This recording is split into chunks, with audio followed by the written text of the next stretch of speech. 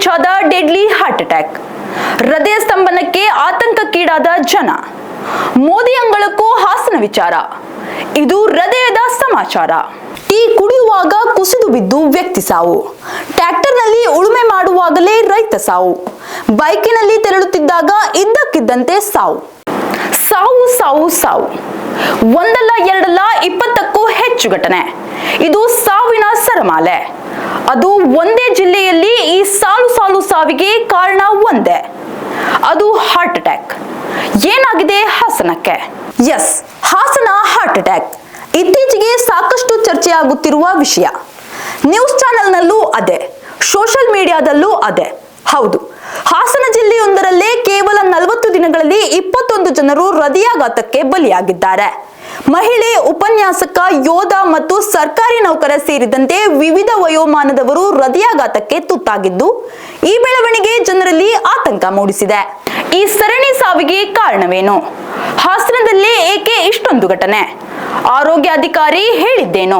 ಎಲ್ಲವನ್ನೂ ವಿವರಿಸ್ತೀವಿ. ಕೊನೆ ತನಕ ವಿಡಿಯೋ ಮಿಸ್ ಮಾಡದೆ ನೋಡಿ. ಇತ್ತೀಚೆಗೆ ಇದ್ದಕ್ಕಿದ್ದಂತೆ ಚೆನ್ನಾಗಿಯೇ ಇದ್ದವರು ದಿಢೀರ್ ಕುಸಿದು ಬಿದ್ದು ಸಾವನ್ನಪ್ಪುತ್ತಿದ್ದಾರೆ. ಇದು ಕೇವಲ ಹಾಸನದಲ್ಲಷ್ಟೇ ಅಲ್ಲ, ಜಗತ್ತಿನಾದ್ಯಂತ ಈ ದಿಢೀರ್ ಸಾವಿನ ಕೇಸ್ಗಳು ಹೆಚ್ಚಾಗುತ್ತಿವೆ ಎನ್ನುವುದಕ್ಕೆ ಸಾಕಷ್ಟು ವರದಿಗಳಿವೆ. ಇನ್ನು ಹಾಸನದ ಕೇಸ್ಗಳು ಗಮನಿಸಿದಾಗ ಯುವಕ ಯುವತಿಯರು ಸೇರಿದಂತೆ ಮಧ್ಯವಯಸ್ಕರು ಬಲಿಯಾಗುತ್ತಿರುವುದು ಆತಂಕ ಹೆಚ್ಚಿಸಿದೆ. ಹಾಸನ ಜಿಲ್ಲೆಯಲ್ಲಿ ಕಳೆದ 2 ವರ್ಷಗಳ ಅವಧಿಯಲ್ಲಿ 500ಕ್ಕೂ ಅಧಿಕ ಮಂದಿಗೆ ಹೃದಯಾಘಾತವಾಗಿದ್ದು, 100ಕ್ಕೂ ಹೆಚ್ಚು ಮಂದಿ ಸಾವಿಗೀಡಾಗಿದ್ದಾರೆ. 20 ರಿಂದ 30 ವರ್ಷ ವಯೋಮಾನದ 14 ಮಂದಿ, 30 ರಿಂದ 40 ವರ್ಷದೊಳಗಿನ 40 ಮಂದಿ, 70 ವರ್ಷದ ಮೇಲ್ಪಟ್ಟ 140 ಮಂದಿಗೆ ಹೃದಯ ಸ್ತಂಭನವಾಗಿದೆ.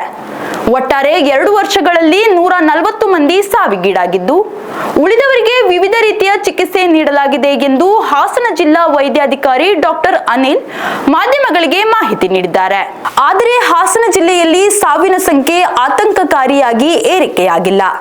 ಕೆಲವು ಸಾವುಗಳು ಅನಾರೋಗ್ಯ, ಹೃದಯ ಸಂಬಂಧಿ ಸಮಸ್ಯೆಗಳು ಮತ್ತು ಇತರ ಕಾರಣಗಳಿಂದ ಸಂಭವಿಸಿವೆ.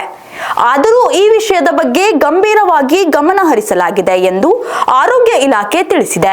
ಇನ್ನು ಈ ಬಗ್ಗೆ ಎಚ್ಚೆತ್ತುಕೊಂಡ ರಾಜ್ಯ ಆರೋಗ್ಯ ಇಲಾಖೆ ಜಯದೇವ್ ನಿರ್ದೇಶಕ ಡಾಕ್ಟರ್ ರವೀಂದ್ರನಾಥ್ ನೇತೃತ್ವದಲ್ಲಿ ಸಮಿತಿ ರಚನೆ ಮಾಡಿದ್ದು, ಹಾಸನ ಜಿಲ್ಲೆಯ ಜನರ ಸಾವಿನ ಬಗ್ಗೆ ವರದಿ ನೀಡುವಂತೆ ಆರೋಗ್ಯ ಇಲಾಖೆಯ ಪ್ರಧಾನ ಕಾರ್ಯದರ್ಶಿ ಹರ್ಷಗುಪ್ತಾ ಸಮಿತಿಗೆ ಸೂಚಿಸಿದೆ. ಒಟ್ಟಾರೆ ಈ ಎಲ್ಲಾ ಸಾವುಗಳ ಬಗ್ಗೆ ಸರ್ಕಾರ ಗಂಭೀರವಾಗಿ ಗಮನ ಹರಿಸಬೇಕಿದೆ. ಜೊತೆಗೆ ಈ ದಿಢೀರ್ ಸಾವುಗಳಿಗೆ ಕಾರಣಗಳೇನು, ಪರಿಹಾರವೇನು, ಈ ಎಲ್ಲದರ ಬಗ್ಗೆ ಸೂಕ್ಷ್ಮ ಅಧ್ಯಯನ ನಡೆಸಿ ಸರ್ಕಾರ ಜನರ ಜೀವ ರಕ್ಷಿಸಬೇಕಿದೆ.